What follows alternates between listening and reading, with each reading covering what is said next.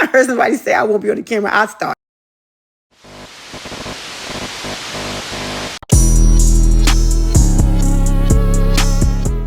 What do it then, y'all? This girl such a craziness. I'm coming to you and you with another word on the street segment.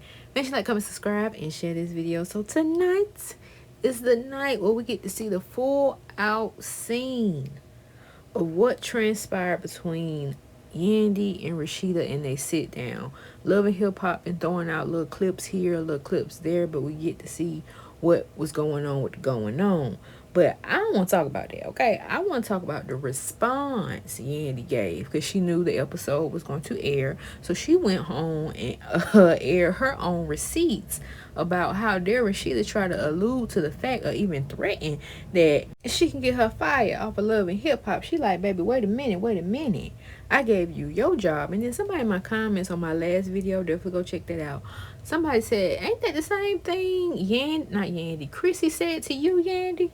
So you just regurgitating basically what she said to you to Rasheeda. I was like, well, damn. But yeah, child, she done came out on this internet. She been throwing subliminals here and subliminals there. Let's start with this one right here. So you got Yandy, look like she on the basketball court, you know, she dancing, whatever. And then this song drop in the background, and the lyrics go, I'ma hold your hands when I say this. Them itches ain't canceling ish. I was throwing my butt on the yacht last week. God damn it, I love being rich. You was hating on me for a long ass time, but I'm patient. I knew you were gonna switch. Cause that internet ish, just that internet ish, I get it. I knew it what it is. I was like, oh, okay, so that's definitely towards subliminal towards Rasheeda. So Yandy had time today, y'all. She had time.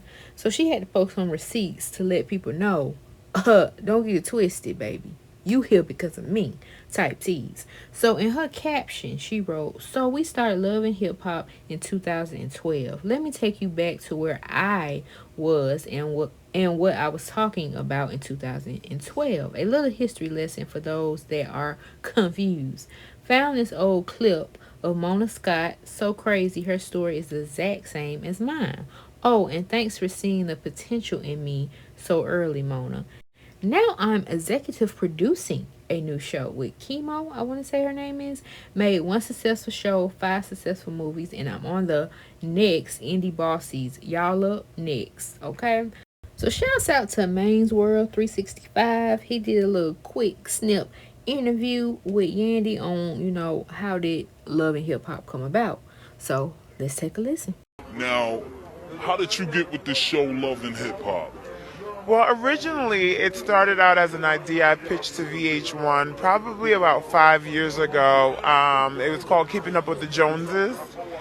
And it was solely based on Jim and his family life and all that he had going on. And that takes a lot of commitment. So we couldn't really commit Jim the way we needed to. So I called Mona, and Mona was pitching this idea to another network.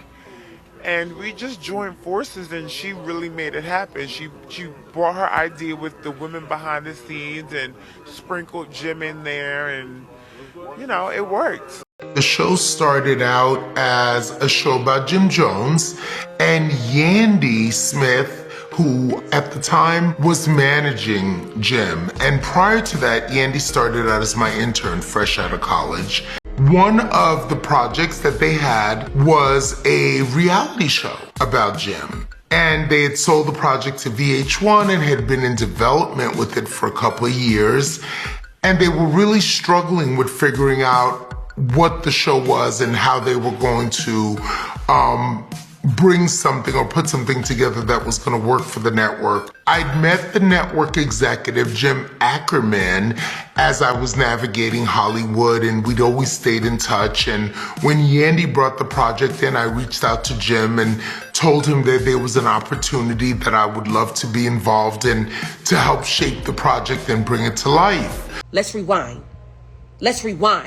You were the brain baby for this whole... Yes, it was. Yes, we was. But this whole, what is it, the conglomerate. Yes, this was our idea. Franchise. This was our show. This was everything. I mean, So let's get into these comments because you know Yandy, she was in the comment section and popping her big one. So her husband Mendici gonna say, checkmate, stupid. I'm like, sit this one out, player. Sit this one out. Then Bambi, the Bamster, got in the comments telling me some, thanks for my job, my girl. And here go Yandy, anytime, my baby. And then somebody had got in the comments under that and was like, Bambi, Miss Flip Flop, pick a side. Bambi was like, B, I'm grown as the elf. A side for what? So Mr. Reality with the King got in the comments. And I'm like, ain't this is what started all the mess. What Rasheeda was talking, I mean, not Rasheeda, Yandy was talking about Rasheeda going on these podcasts and saying this and saying that. But he gonna say, we love you, Yandy. And Yandy gonna say, sometimes you got to let a ninja know what's up, Carlos. You were there.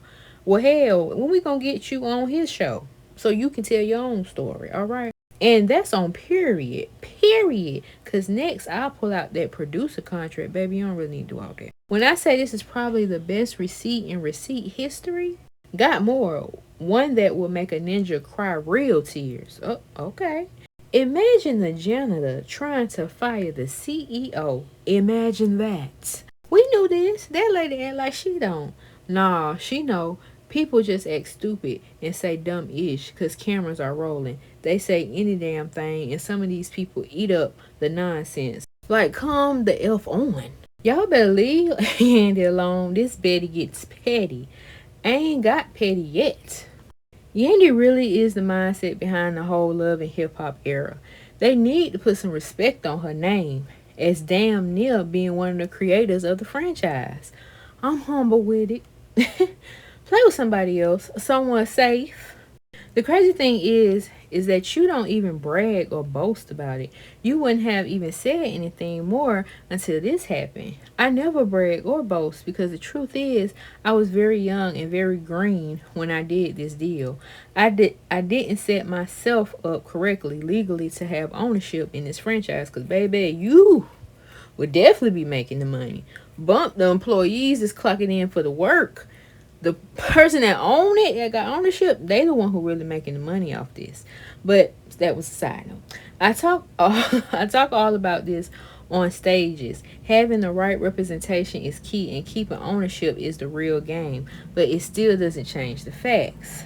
And then Lord Scrap, he done entered the chat because somebody said, isn't Yandy an executive producer? Nope, lies again. Y'all absolutely believe what y'all hear. Y'all ain't even gotta see it, and it's on TV. Like, Scrap, sit this one out too, baby. Sit this one out. But y'all let me know what y'all think about this in the comment section below, and your girl will see you on the next one.